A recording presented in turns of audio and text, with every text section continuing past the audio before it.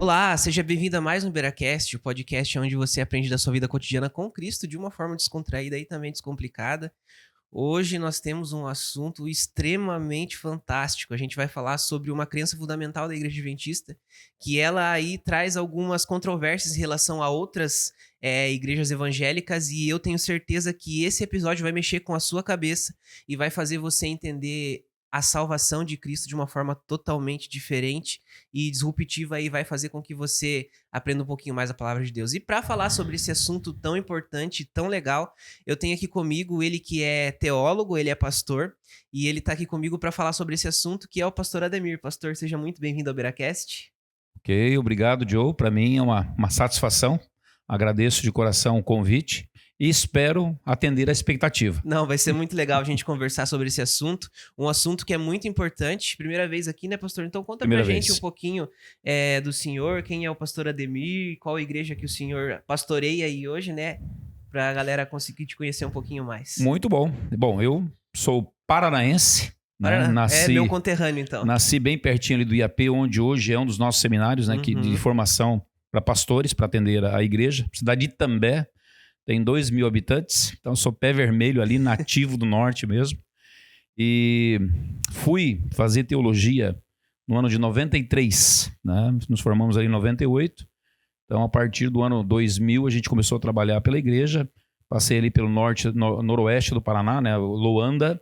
Depois fui para Londrina, Marialva. Aí recebi um chamado aqui para Santa Catarina, Indaial, Chapecó, distrito do Bom Retiro, aqui na cidade de Joinville. E a partir do ano passado, nos transferiram ali para a Igreja Central de Joinville, onde a gente está agora conduzindo, né, esse trabalho junto a essas ovelhinhas queridas que nós temos ali. Legal, pastor, legal. Então ele é o meu pastor, né? É o pastor aqui da igreja da Beira Rio. E é um prazer, então, estar aqui contigo para a gente conversar um pouquinho sobre esse assunto. Então, pastor, para a gente começar a entrar no assunto, eu gostaria que o senhor desse um contexto, um panorama geral do santuário na época do povo de Israel, para a gente começar a entrar no assunto, para a galera começar a entender um pouquinho sobre o santuário, como que era o santuário, para a gente começar a falar e depois a gente vai indo para a parte mais profética dele. Perfeito. Então, vamos lá. É, Quando Deus tira o povo do Egito, né? Eles passaram praticamente 2 meses, eles chegaram ali no pé do Monte Sinai. E é o momento em que Deus ele se manifesta ali a sua presença visível, há uma teofania, uma manifestação Uhum. visível da presença de Deus. Moisés, então, ele é chamado, não é, ao topo do monte para uma conversa com Deus, e ali ele recebe as instruções. E de acordo com Êxodo 25, verso 8, Deus pede: olha, vocês vão me fazer um santuário para que eu possa habitar no meio de vocês. Eu fico tentando olhar pelo ponto de vista de Deus, né? Olhando de cima para baixo, vendo aquele acampamento cheio de barraquinhas, cada família ali, né, morando na sua barraca. E eu imagino o seguinte: mas eu queria ter uma barraca lá também.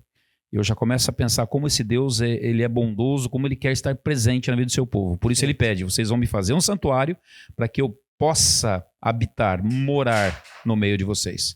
Eu quero estar no meio de vocês. Então é a partir desse momento que Moisés recebe toda a instrução, né? O verso 40 de Êxodo 25, Deus mostra um modelo para Moisés. Assim, olha, você vai fazer o santuário, mas de acordo com o modelo que foi mostrado no monte. Uhum. Né? Então recebe a planta, Deus abençoa, inclusive inspira Bezalel e Eliabe com o Espírito Santo, inclusive para serem os artífices, né, da construção do Sim, é templo, muito fazer algo importante. muito especial, o mais próximo possível do que Moisés tinha visto. E ali esse santuário ele é feito, né?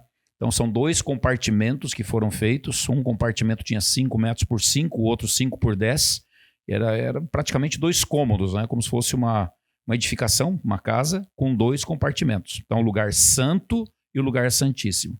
No lugar santo tinha ali 3 mobiliários, né? Quando o sacerdote que entrava, do lado esquerdo tinha ali o candelabro, do lado direito a mesa com os 12 pães da proposição, na frente ali da cortina que separava o lugar santo do santíssimo, aquilo que a Bíblia chama de santuário, ou do altar de incenso. E lá dentro do lugar santíssimo, a arca da aliança, que continha os 10 mandamentos. E a vara de Arão, né?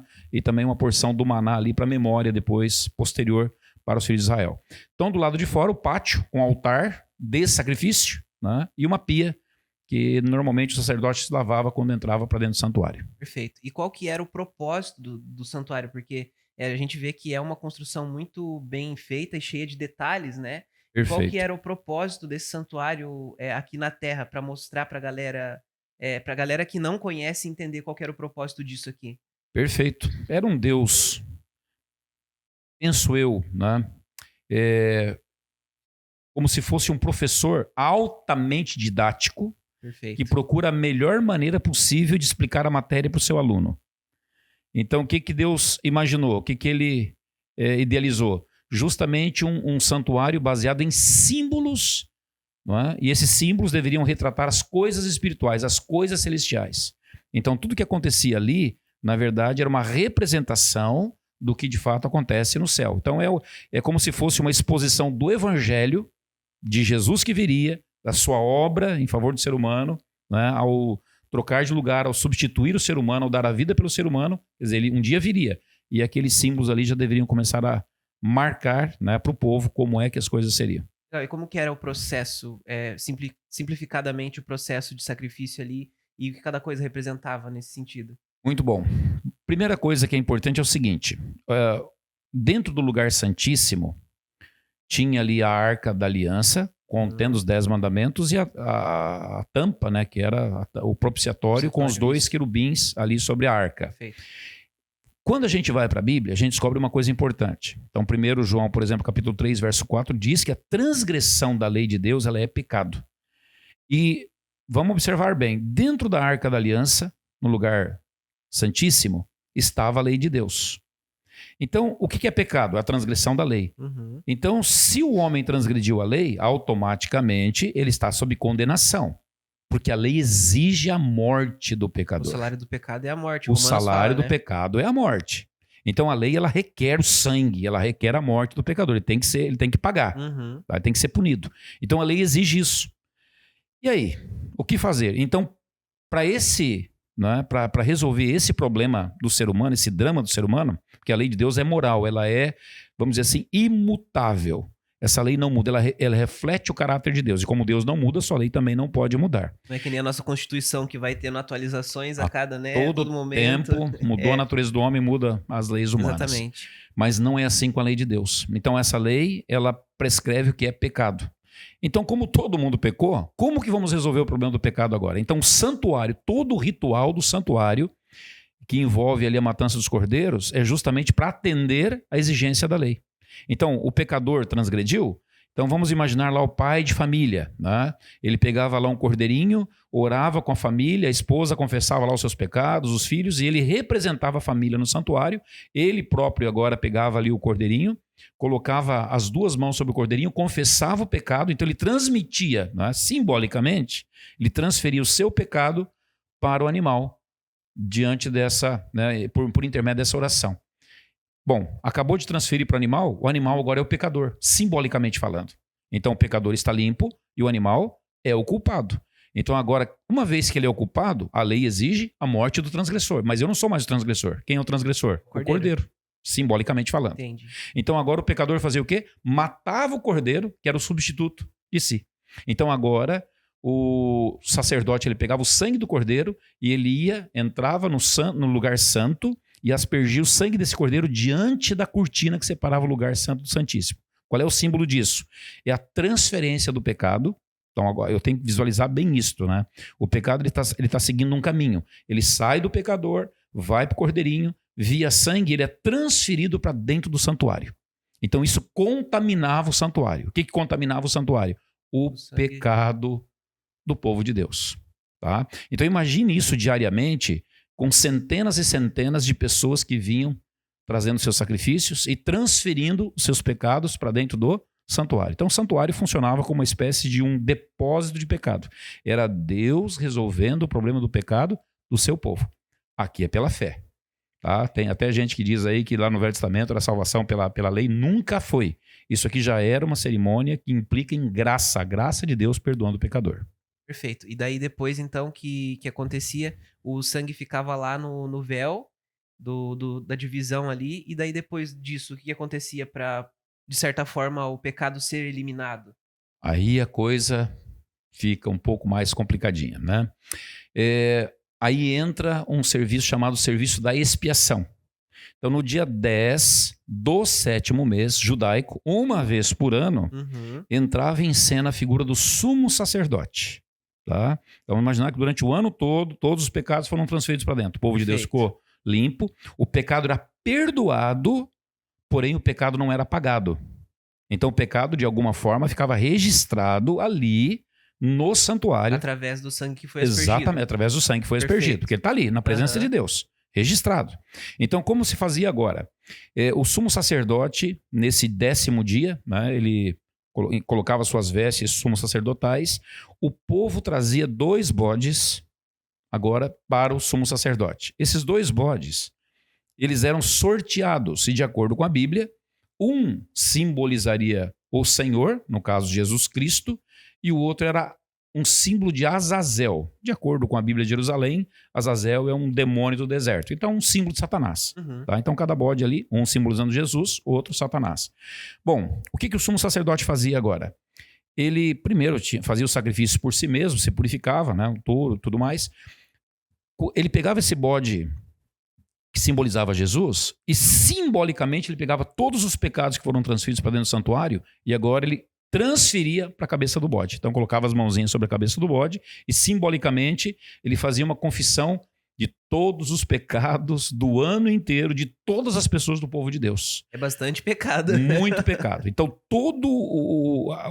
vamos dizer assim, a sujeira que tinha simbolicamente entrado no santuário, agora saía. Ia para a cabeça do bode. Símbolo de Jesus.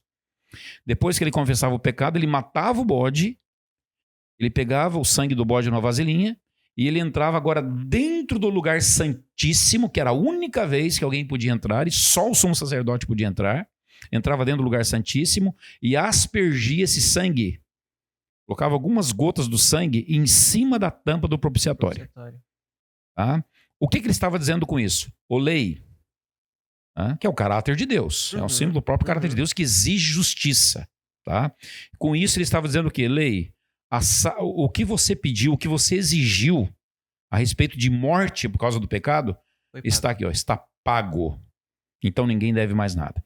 Então, a partir desse momento, todo o registro de pecado que estava ali, ele era apagado. E o pecado do povo era tudo esquecido. Então, aqui estava feita a expiação completa pelos pecados do povo de Deus. Perfeito. E a gente vê que tem a simbologia do próprio Jesus dentro, né? E como que a gente consegue ligar isso com o sacrifício de Jesus depois que veio? Porque a gente está falando de uma época de Antigo Testamento antes de Jesus, né? E como que isso se concretizou depois com a morte de Jesus Cristo? Perfeito. A gente vai começando a entrar para o segundo bloco e fazendo essa emenda. Aqui tem só voltando um pouquinho, antes de seguir essa pergunta. Quando o sangue era aspergido, o sumo sacerdote, depois de feito esse serviço no santuário, isso aqui é uma coisa importante para a gente depois tocar lá na frente, né? O sumo sacerdote saía, ele levantava as 2 mãos e abençoava a congregação. Então há uma bênção para a congregação. Ao passo que o bode Azazel, que esse é o ponto que eu acabei não falando, né? O que fazia com o bode Azazel? Né? Então, os mesmos pecados que eram confessados na cabeça do bode para o Senhor, que simboliza Jesus, também eram confessados sobre a cabeça do bode Satanás. E aqui tem um ponto importante, tá? Alguns acham que os adventistas ensinam que Satanás é como se fosse um corredentor junto com Jesus. Por quê? Porque os mesmos pecados eram confessados sobre a cabeça do bode. Então vinha agora um levita, né, devidamente designado, pegava esse bode e levava para o deserto, para bem longe, para afastar do povo de Deus todos os seus pecados. E lá o bode morria à míngua, sozinho, solitário, sem comida, sem água, sem nada. Morria. Tá? Então, como fica isso? Se esse bode Azazel simboliza Satanás e ele está recebendo o pecado do povo de Deus, não significa que ele é um corredentor? Parece estranho isso, Parece, né? Pode dar a entender isso. E, de fato, nós adventistas acabamos sendo criticados e mal compreendidos em razão dessa afirmação. Mas aí o que eu preciso entender? Todo pecado que eu cometo como pecador, eu não o cometo sozinho. Quer dizer, quem é o originador do pecado que eu cometo? É sempre Satanás. Tá? Todo pecado que nós cometemos, nós o fazemos em parceria. Então, se eu roubo, não é? Se eu mato, se eu minto, quer dizer, quem que sugeriu para eu fazer isso? Alguém está me sugerindo, alguém está me instigando para isso. E quem faz isso são justamente os anjos maus, é Satanás. Então ele tem uma parceria nesses pecados. A minha parte de pecado, a minha responsabilidade, Jesus pagou tudo. Só que a responsabilidade desse pecado, que é da parte de Satanás, ele tem a responsabilidade dele e vai pesar sobre ele. Por isso os meus pecados são confessados sobre eles, para ele pagar a parte dele. Tá? A parte de Jesus, ele pagou. Mas a minha parte, aliás, Jesus pagou. Isso. A parte de Satanás, aí Jesus não paga para ele. Para ele não é redenção. Resolve, ele, né? Assume isso e ele morre por conta disso. Entendi. Então, como que a gente consegue entender essa simbologia agora com Jesus Cristo? Perfeito.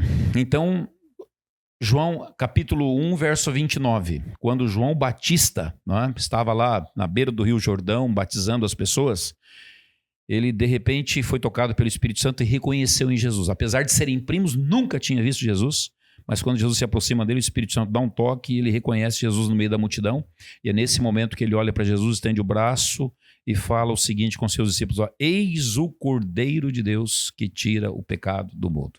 Então todo aquele simbolismo do Antigo Testamento de matança de cordeiro, ele vai ser cumprido, que aquilo era um tipo, a gente chama de tipo, né? uma figura, uma sombra. Então agora quando Jesus aparece, ele é a realidade. Agora ele é o cumprimento. Então todo aquele cordeirinho se cumpre nele. Aquele cordeirinho que eles rogavam o pecado sobre ele, depois sacrificava. Perfeito. Na verdade, o sangue de Jesus foi o que nos deu a salvação. Exatamente. Isso, né? Então Jesus vem para ser o portador dos nossos pecados. Então ele viveu aqui na Terra por 33 anos, né? 3 anos aí e meio de ministério.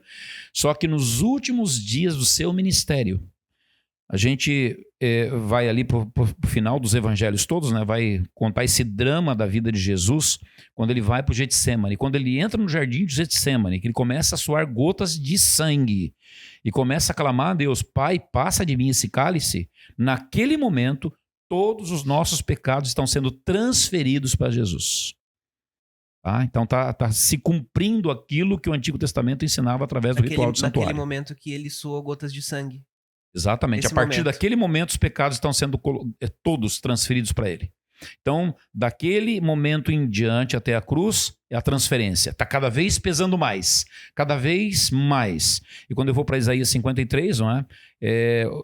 A Bíblia fala claramente: o Senhor fez recair sobre ele a iniquidade de todos nós. Olha lá. Então, o Pai agora quem está regendo esse processo e pegando os nossos pecados todos e colocando sobre o Filho. Então eu imagino assim, Jesus, né, a cada momento que chega ali perto das 3 horas da tarde, que é quando ele morre, mais o pecado pesa sobre ele, até que finalmente ele não suporta e o seu coração arrebenta. Então quem mata Jesus não é a cruz, é o fardo dos pecados, literalmente os pecados que Deus tira de nós e transferiu para Jesus. O nosso pecado matou Jesus. Caramba. Não foram judeus. Caramba, que forte isso, né? Pois é. Fortíssimo. E como que a gente consegue entender, então, a palavra intercessão nesse contexto?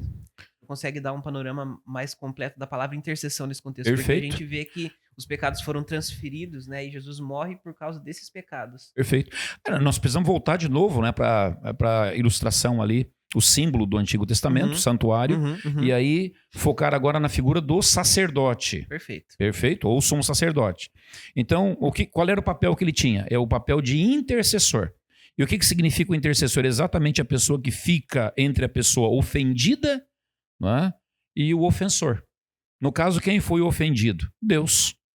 Né? Deus foi. Sua lei foi transgredida. Então, tem o ofensor. Quem eram os ofensores? Os pecadores. Então, o mediador, o intercessor, ele vai fazer justamente essa ponte onde ele reconcilia os dois lados. Então, ele tem uma parte que ele pede do pecador, né, automaticamente, e representa o pecador diante de Deus. E, ao mesmo tempo, representa Deus diante do pecador.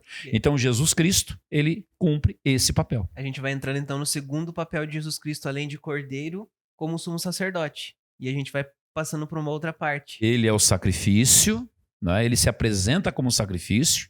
Não é um sacrifício qualquer, é um sacrifício, né? O mais excelente dos sacrifícios. E, automaticamente, Jesus, depois de morrer, pela vida que havia nele, né? Ele mesmo disse: eu tenho o poder de dar a minha vida e tenho o poder de retomá-la. Perfeito? Então ele ressuscita. E agora, ressuscitado, ele ascende ao céu. Ele sobe. E quando ele chega no céu, para onde ele vai? Aí a Bíblia vai dizer claramente, né, Hebreus, ele vai para o santuário Celestial. que existe no céu. E foi o modelo para Moisés construir lá no deserto, de acordo com o Êxodo capítulo 20, ali o verso 40, 18, 40. Uhum. Tá? Então faça conforme o modelo que foi te mostrado. Que modelo foi esse? Então quando eu vou para Hebreus, ali capítulo 9, capítulo 8, é o maior, mais excelente, mais perfeito tabernáculo construído no céu, não por mãos humanas, mas o próprio Deus fez esse santuário. Então é nesse santuário agora que Jesus entra para, vamos dizer assim, dar sequência a esse processo de salvação do ser humano. Perfeito. E eu acho que nesse momento, para você que está aí em casa, que talvez não seja adventista, talvez que não conheça essa crença, é a hora que vai começar a explodir a cabeça da galera, porque até então a parte do santuário terrestre muita gente já conhece, já sabe, né? Agora, quando a gente vai entrando no santuário celestial, a cabeça da galera começa a explodir um pouquinho mais e começa a ficar um pouco mais complexo, né? Complica. Por que complica? Na verdade, para mim é muito simples, né? Sim, para nós Mas como é um assunto que ele é pouco mencionado, pouco falado no meio cristão em geral, vamos dizer assim, no meio popular cristão, as pessoas a atenção não é chamada para esse ponto. Uhum. E a questão do santuário é extremamente importante. Por que é importante? Primeiro tem que saber onde está meu Deus. Onde está Jesus? Está espalhado na natureza em todo lugar? Não. Tirou umas férias, né? Pois é, onde ele está? Né? Deus é grande, ele está em toda parte, em todo lugar. Ok, eu entendo que Deus ele, né, tem essa onipresença, mas geograficamente a Bíblia ela dá um endereço de Jesus. Ele tem um endereço. Assim como você tem um endereço, você mora numa rua, a rua tem a sua casa, tem um número, Jesus também tem um endereço. E qual é o endereço? Santuário celestial. É o palácio de Deus. É o lugar do governo de Deus, de onde ele, vamos dizer assim, administra todo o universo. Então ele tem a sua morada, onde está o trono de Deus. Então, que lugar é esse? Santuário celestial. Perfeito? E se Moisés fez ali o santuário dele conforme o modelo que foi mostrado no monte, e aqui tinha 2 compartimentos, então devemos entender que no céu, claro que eu não vou entender como paredes e tudo mais, mas no céu a gente tem que entender que também tem essas dinâmicas, né, de lugar santo e um lugar santíssimo, ou seja, lugares diferentes onde se processa um trabalho diferente de Jesus. Tá? Então Jesus entrou nesse santuário não feito por mãos humanas agora para concluir o trabalho que começa. E a expiação ela foi totalmente feita na cruz, né? Tem gente que acha que não foi. Não, ela foi totalmente feita na cruz, só que agora ele tem que aplicar os benefícios do que ele conseguiu na cruz. Tá? Porque nós continuamos vivendo, nós continuamos pecando, então não encerrou ainda a história desse mundo, então ele precisa agora fazer o quê? Dar sequência. Ele precisa aplicar os benefícios do sacrifício do que ele ganhou para nós. E ele faz isso onde?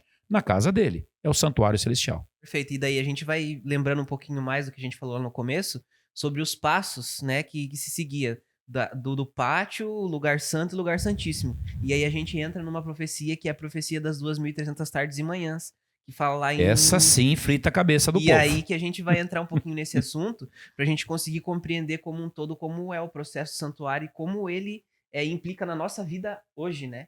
Perfeito.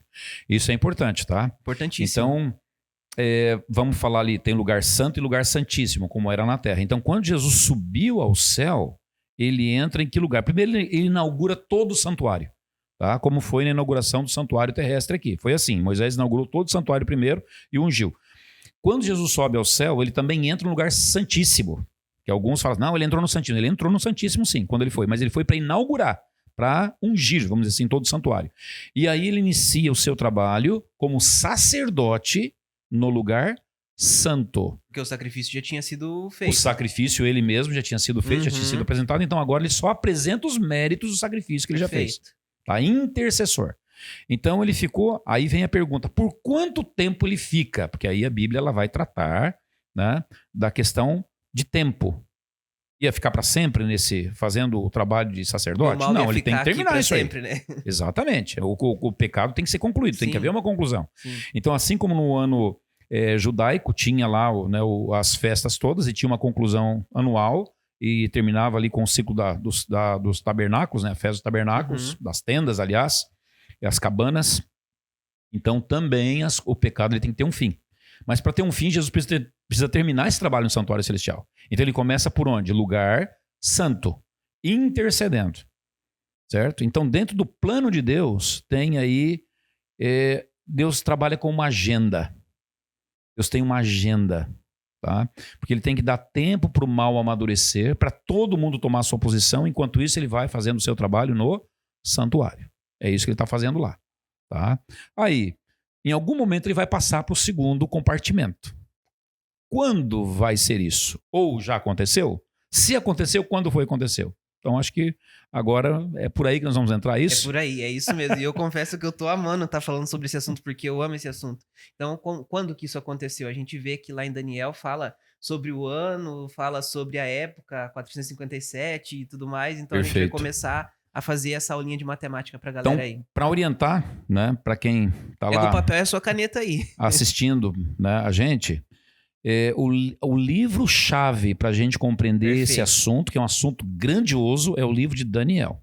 Tá?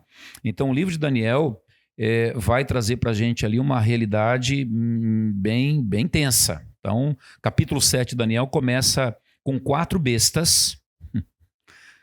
A primeira besta, ela é um leão com 2 asas, que surge de um mar agitado, né? O vento está batendo ali, sai um leão, simboliza o Império Babilônico, tá? Do ano 605 a 539. Depois sai ali um urso com 3 costelas na boca, que simboliza o Império Medo-Persa, que vai do ano 539 ao ano ali 331 mais ou menos. Depois sai um leopardo com 4 cabeças e 4 asas, 331 a 168 a.C., perfeito? Depois sai um animal terrível e espantoso, símbolo de Roma. E esse animal tem 10 chifres na cabeça. E a partir desse momento, 3 chifres caem e uma pontinha pequena, atrevida, ela se levanta. E essa ponta pequena agora ela vai causar um problema terrível para o cristianismo. Tá? Aqui é Roma, vamos dizer assim, um sacro império romano que surgiria depois de Roma pagã. E esta até a Siri está querendo se meter aqui na conversa, né? Essa ponta pequena, ela vai fazer um estrago no cristianismo, ela vai se levantar contra o próprio Cristo e contra o próprio lugar do seu santuário. Então aqui entra agora o inimigo terrível que, invejoso da intercessão de Jesus, quer fazer um sistema rival aqui na terra. Então começa a obscurecer o santuário do céu. Então isso aparece no capítulo 7 de Daniel, não é? E aparece também no capítulo 8.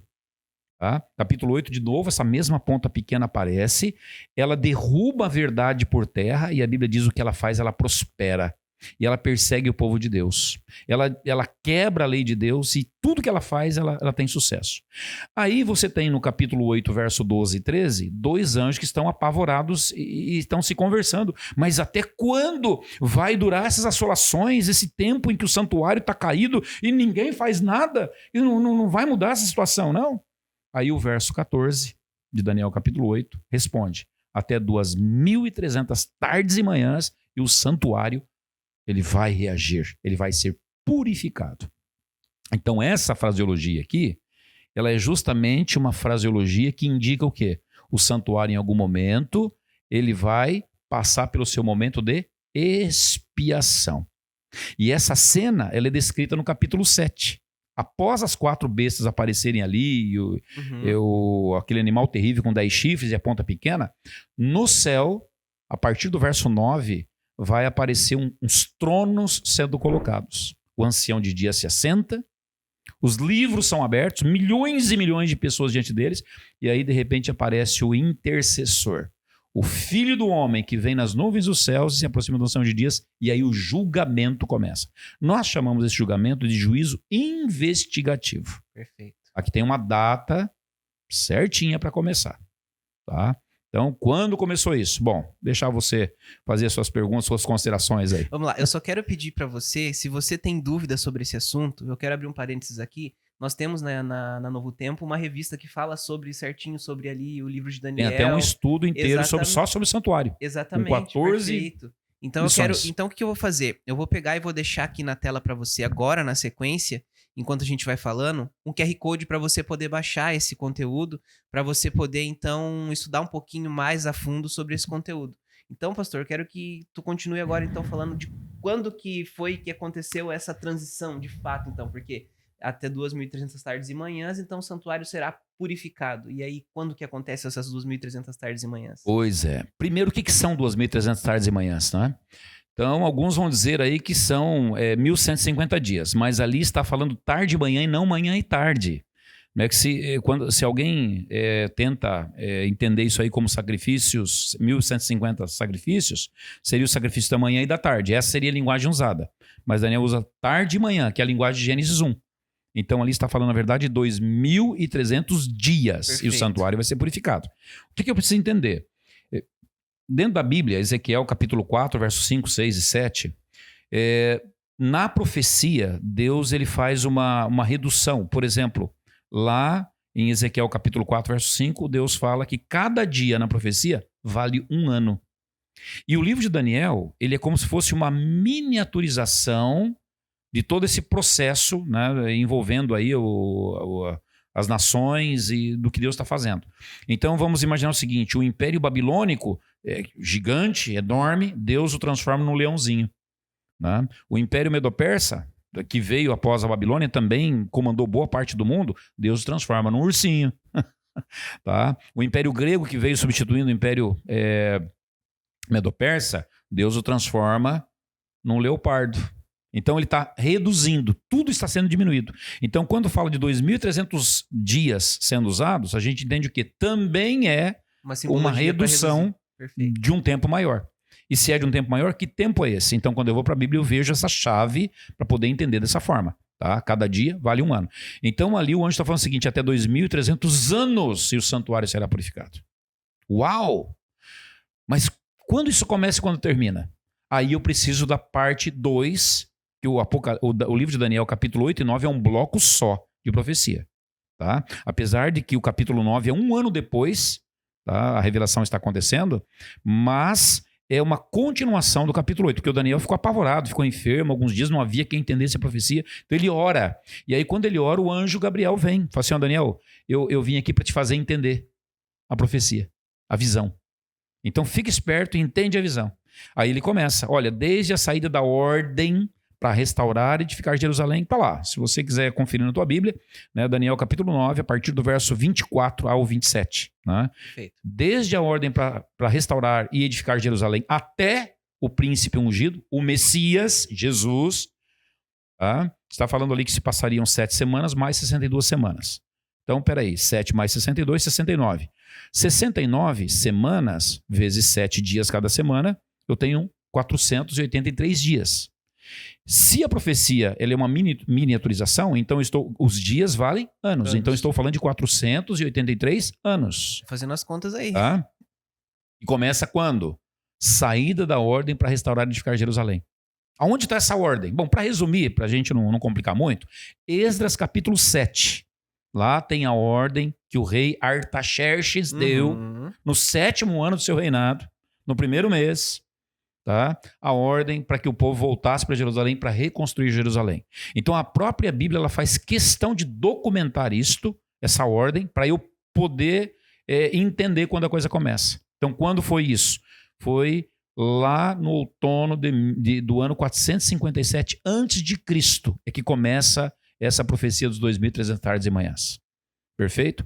Então, meu amigo, se começa ali, eu simplesmente vou aplicar agora os 2.300 anos, né, começando em 457 a.C., mais 2.300 anos, eu vou chegar em 1844. Então, nós cremos como adventistas, né, nesse momento, que em 1844, no dia 22 de outubro, e aí nós usamos o calendário caraíta dos judeus, que foram bem fiéis ali em guardar, né, de acordo com... eles tinham muito cuidado, então de acordo com esse calendário, entendemos que no dia 22 de outubro de 1844, Jesus agora ele passa para o segundo compartimento, o lugar santíssimo, e agora ele começa a fazer o quê? A expiação final dos pecados. Ou seja, durante todo esse tempo que ele subiu, os pecados estavam indo para o céu e sendo registrados nos livros. Só que de 22 de outubro para cá, agora ele passa no processo de apagamento definitivo dos pecados. Que uma parte era como no santuário do passado. Primeiro ele ficava registrado e uma vez por ano ia lá e apagava tudo. Então Jesus, a mesma coisa. Os nossos pecados, né, desde o início do mundo, estavam registrados no santuário celestial, só que agora precisa definitivamente resolver isso aí. Apagar e esquecer, para valer. Então, quando começa isso? 22 de outubro de 1844. Eu queria que o senhor explicasse um pouquinho mais para a gente sobre esse processo de purificação do santuário e juízo investigativo lá no céu. O que acontece nesse momento, então? O que Jesus faz nesse momento? O que Jesus está fazendo, então, nesse Porque instante? ele está fazendo agora, né? Está fazendo agora. Quando eu vou para a Bíblia, né, vou para Isaías, eu vou para Jeremias, eu vou descobrir, e eu vou para Apocalipse, capítulo 20, o verso 15 também, fala que existem livros no céu. Tá? Então tem um livro da vida que vai em nome de pessoas, mas tem outros livros mais. E quando eu vou para Daniel capítulo 7, ali a partir do verso 9 a 13, quando esse juízo começa, que é investigativo, os livros são abertos. Então nós cremos que tem lá o livro que é chamado Memorial, que só vai coisa boa. Tem o livro do pecado, que só vai coisa ruim. Tá? Só os pecados. Então o que Jesus está fazendo? Isso aqui é só para crente. Esse juízo é a favor dos crentes. Aqueles que aceitaram a graça de Cristo. Só quem não aqueles que aceitaram a Jesus Cristo, a sua graça, foram batizados e seguiram firme. Então, Jesus agora entra para defendê-los. Então, agora, os registros todos de pecado que tem lá, Jesus tem que verificar para ver se está tudo ok. Deus sabe tudo, Deus é onisciente. Mas o detalhe é que os anjos precisam acompanhar isso. Não é? Em algum momento nós vamos precisar acompanhar isso, porque Apocalipse 20 vai falar que o próprio povo de Deus ele se assenta em tronos com Jesus para julgar também. Não é? Mas antes, quem é julgado? O povo de Deus. Tá? E, por exemplo, a parábola de Mateus capítulo 22, a partir do verso 13, que é a parábola ali do rei que vai fazer o casamento do filho, fala claramente disso. O rei dá um casamento para o filho, não é? Os convidados, é o evangelho, os convidados entram, cada um ganha a veste de justiça de Jesus, só que é o momento que o rei faz uma verificação dos convidados, uma investigação dos convidados, e encontra alguém ali que a roupa, ele não usou a roupa que o rei deu. Foi convidado pelo evangelho, ele entrou na festa, mas ele não usou a roupa. Então, o juízo investigativo é exatamente para garantir que todos que aceitaram estão com as roupas de justiça que Jesus deu. Perfeito. Então, se nesse processo algum crente não levou a sério a sua vida, né, não demonstrou pelas suas obras a fé, a conversão verdadeira, então esse nome lá no céu, ele é riscado do livro da vida. Todas as boas obras são apagadas, só ficam os pecados, então ele está perdido. Tá? Então o juízo investigativo é para isso. Por quê? Porque quando Jesus Cristo voltar, e aí Apocalipse 22, verso 12, ele vem para retribuir, para dar o galardão a cada um conforme as suas obras. Mas se ele já vem para dar sentença, então, obviamente, o julgamento, a investigação tem que ter acontecido antes. É como o tribunal aqui na Terra. Tá? Antes da sentença ser dada, definitiva, bater o martelo do juiz, né? E a gente está acompanhando um processo aí bem intenso na televisão. Então, primeiro faz o quê? Toda a investigação, monta-se todas as provas. E aí se julga, verifica, e aí quando finalmente não tem mais dúvida nenhuma, a sentença ela vem. Perfeito. Assim é com Jesus Cristo. Perfeito. A gente vê que historicamente essa data de 1844, onde a gente tem a transição de Jesus do Santo para o Santíssimo, foi um momento onde os nossos patriarcas eles se confundiram, acharam que Jesus ia voltar.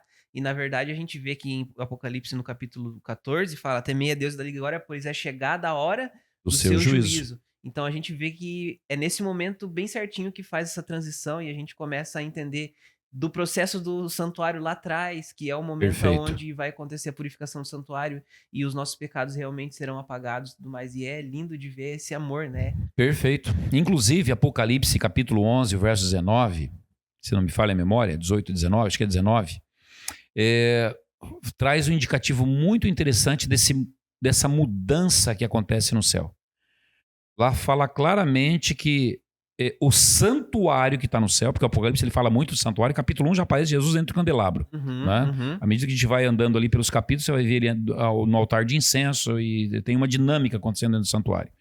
E aí nesse capítulo 11, verso 19, fala claramente que então abriu-se no céu o santuário de Deus, só que aí vem que parte do santuário? E aí é bem específico, e foi vista a Arca da Aliança. A Arca da Aliança ficava no lugar então, santíssimo. Então, aonde ficava a Arca da Aliança? Santíssimo. Então, quando o Apocalipse ali no capítulo 11 para 12 faz essa observação de que abriu-se, é porque estava fechado. Mas eu vou ver pela história que isso já andou bastante na história. Então, quando isso acontece? Por isso que eu preciso de Daniel, das profecias, para entender. É 22 de outubro de 1844. Abre, E no momento que abre, Jesus inaugura um novo ministério, sacerdote, e agora acumula também a função de sumo sacerdote, expiação final, nesse sentido de aplicar os benefícios do que ele já conseguiu na cruz. Perfeito? E aí, tem um detalhe. Até quando ele vai ficar lá? Bom, isso nós não sabemos. Isso a Bíblia não fala. Agora, Apocalipse capítulo 15, verso 8, fala de uma coisa interessante. Esse mesmo santuário, que é aberto no capítulo 11, verso 19, agora ele é fechado no capítulo 15, verso 8. Fala que o santuário, ele se enche de fumaça da glória de Deus e ninguém mais entra nele. O livro de Hebreus hoje nos convida. Entra com confiança, vai conversar com Jesus, apresenta o seu pecado, tá? Peça perdão. Por quê? Porque tem um momento que ninguém mais entra no santuário celestial. Então é quando Jesus encerra o seu trabalho. Todo mundo que ser investigado foi e acabou. É onde a gente chama de fechamento da porta da graça, né? Perfeito. O fechamento da porta da graça.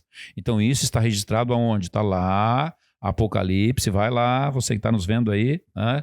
Vai lá, Apocalipse 15, verso 8. Tá? Então a partir desse momento você vê o capítulo 16. E o que é o capítulo 16? O que está registrado no capítulo 16? As 7 pragas. Então, a partir do momento que Jesus sai do santuário e termina o trabalho dele, então, nesse momento, agora, os adoradores da besta, eles vão receber ali uma retribuição pelas escolhas que fizeram. Então, nesse mundo é tudo uma questão de escolha. Né? Só tem 2 caminhos. Ou eu escolho adorar a Jesus, ou eu escolho adorar a mim mesmo, ou a besta. E todas elas têm suas consequências, né? Com certeza. Então, os que escolheram adorar a besta recebem as pragas. E só lá na 7ª praga é que a gente vai ver a volta de Jesus acontecendo. Então, agora, como no ritual passado, o sumo sacerdote saía, né, depois do ritual pronto, e ele saía para ver o povo e abençoar o povo. Então, Jesus, da mesma forma, quando ele conclui o trabalho no santuário celestial, ele vem. É a volta de Jesus.